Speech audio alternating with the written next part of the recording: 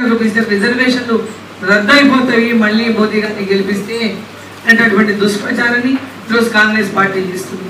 అంటే రాజకీయాల్లో ఎంతకైనా దిగజారుతాం అనేటటువంటిది ఇవాళ వాళ్ళు మాట్లాడుతున్నటువంటి మాటలు కానీ వాళ్ళు చెప్తున్నటువంటి భాష కానీ చాలా స్పష్టంగా చూస్తున్నటువంటి వీళ్ళందరూ విజ్ఞానులు విఘ్నులు వీళ్ళందరూ కూడా సొసైటీలో మరి ఇంటలెక్చువల్స్ అడ్వకేట్స్ అంటే కూడా ఇలా సమాజం ఏ వైపు తీసుకెళ్తా ఉందో ఒకసారి మనం అంతా కూడా ఆలోచన చేయాల్సినటువంటి అవసరం ఉంది.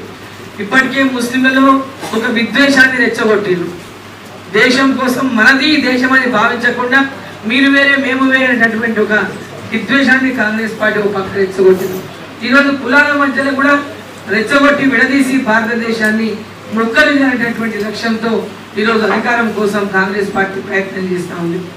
ఈరోజు ఏ లక్ష్యమూ లేకుండా కేవలం ఒకే లక్ష్యం అధికారం అనేటటువంటి లక్ష్యంతో ఈరోజు ప్రతిపక్షాలు మాట్లాడబడినటువంటి మాటలు మోదీ గారిని ప్రధానమంత్రి అనేటటువంటి గౌరవం లేకుండా కూడా మాట్లాడుతూ ఉన్నారు.